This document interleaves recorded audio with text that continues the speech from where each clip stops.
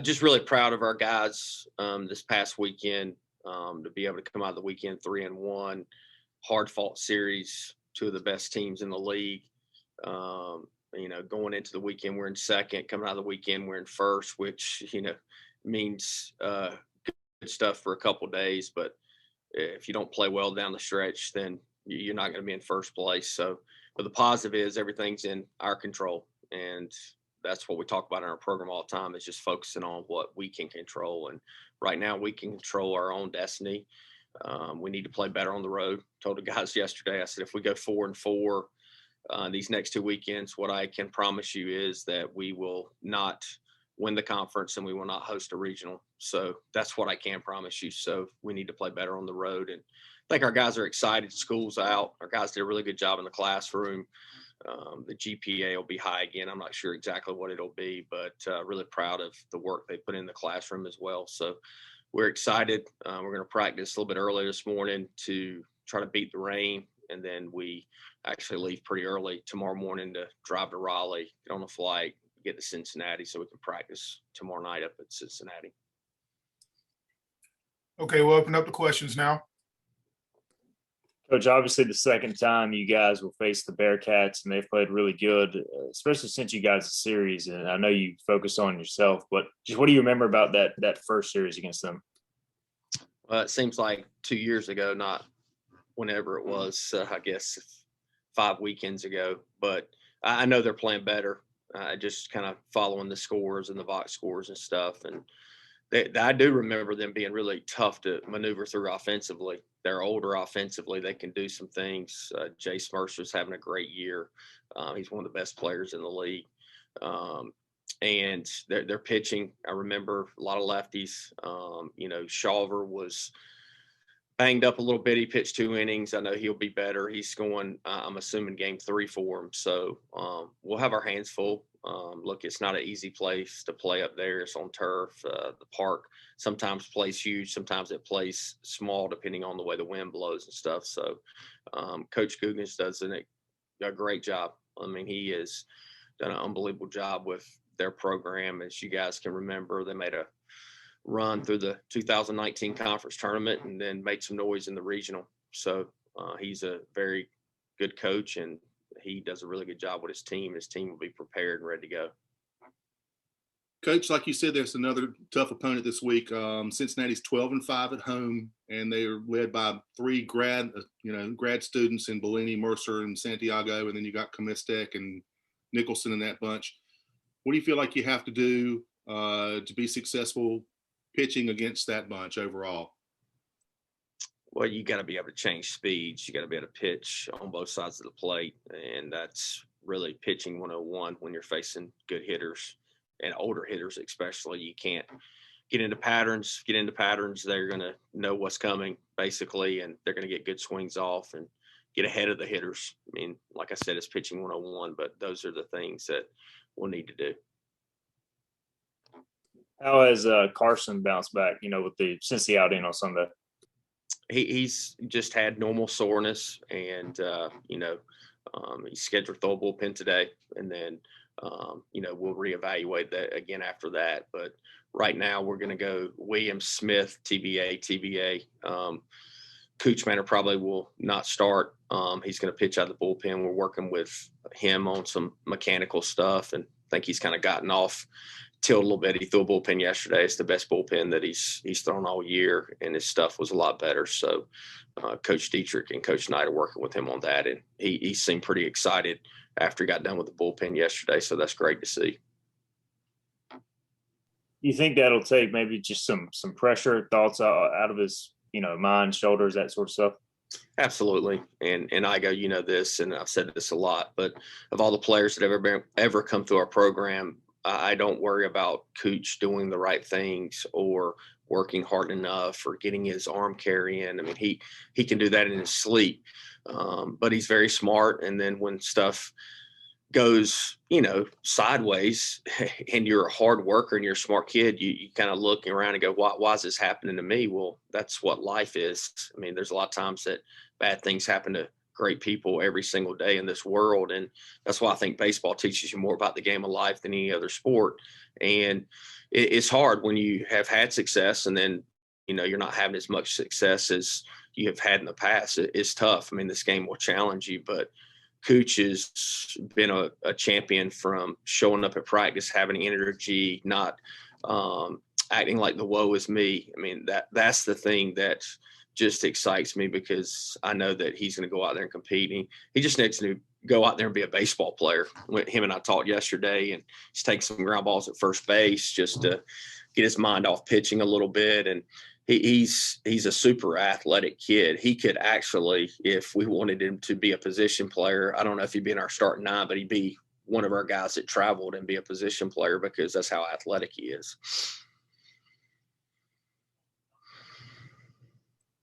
Coach, last time out, I think you got 36 hits against them over the course of the weekend. What does this team have to do to be successful this weekend, just at the plate against them?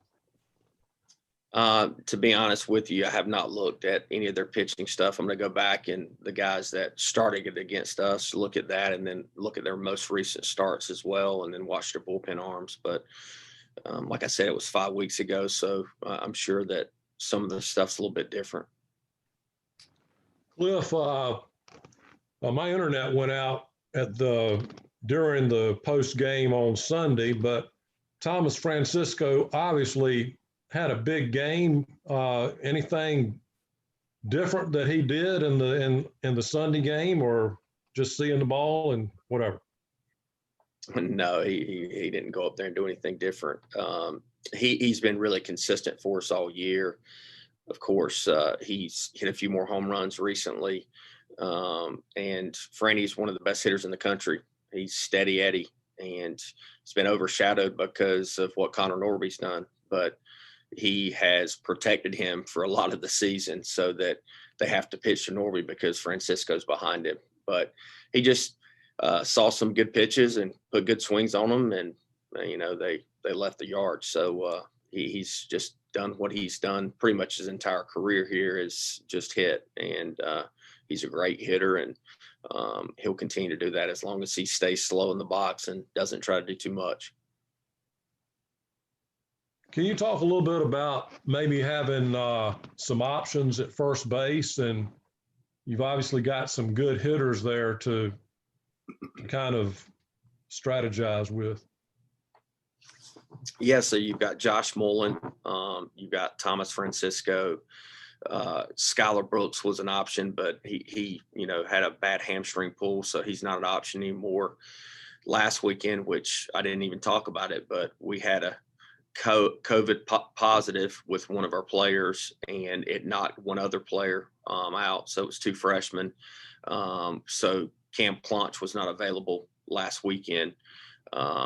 If he tests negative this week, then we have an opportunity to fly him up on Friday morning because he will get out of his whatever quarantine, close contact, whatever that is. I'm not the doctors, but I just listened to Womack. So if he tests positive the next 2 days, then he'll be able to fly to Raleigh Friday morning and meet us up there. So that's what we're banking on. And he's another option over there. Cooch is an option as well. So that's why another reason we're working him out over there, because we really only had 2 options to go over there this past weekend. Cliff, Bradley Wilson, is he still in the program? Yes, he is. Yep. Okay.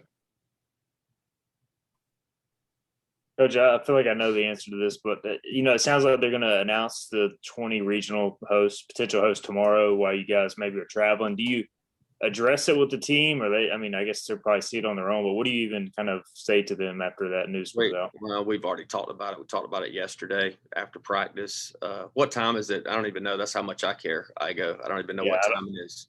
They haven't really said a time, so yeah, I'm not sure, honestly.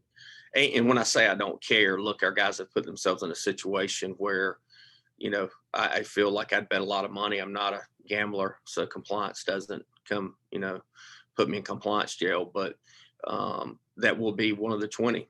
But I told him yesterday after practice, what about if we're not one of the 20? Are we going to stop playing?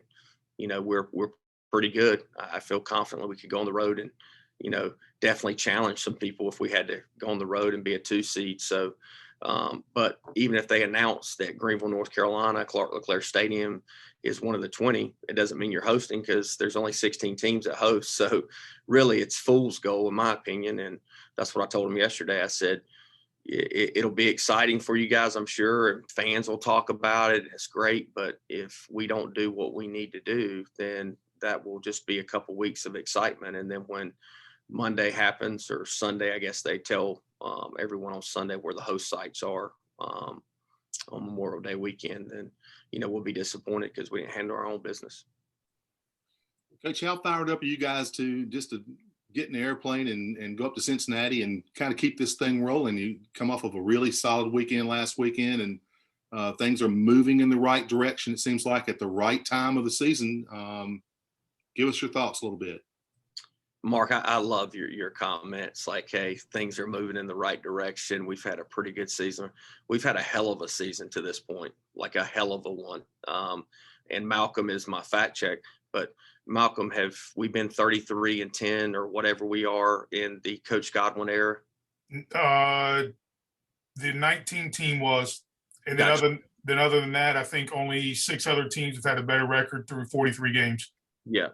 So it's a hell of a year. But as we know, the back end of the season is the most important when you put yourself in a good situation. And our guys are excited to play. I mean, they enjoy competing and getting out there, and they know what's at stake. And it's been a pretty mature group to this point. I mean, we've learned a lot of lessons the past couple weekends. Wichita State, when we show up and like our guys are engaged and they're locked in, they don't have the glazed over look, we can beat anybody in the country.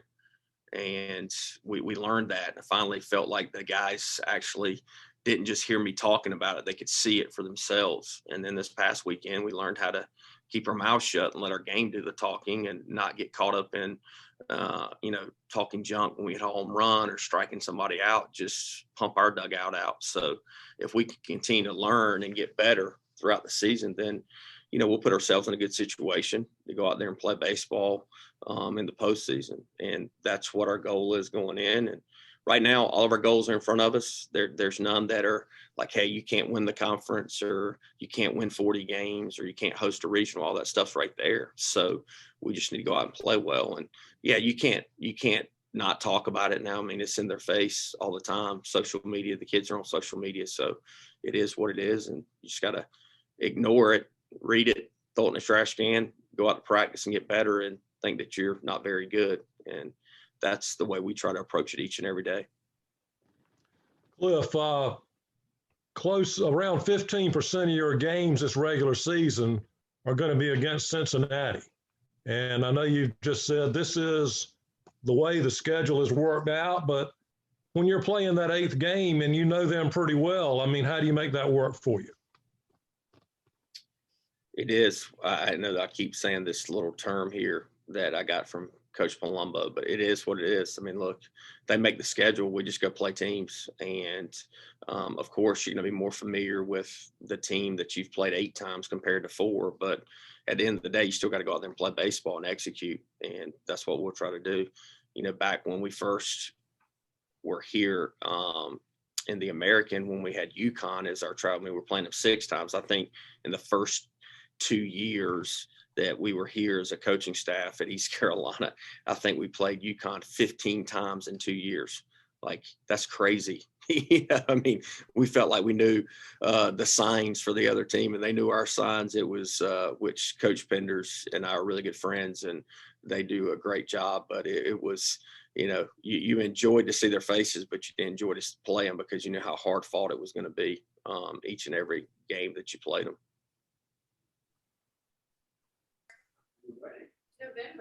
Okay, is there anything else for Coach Godwin?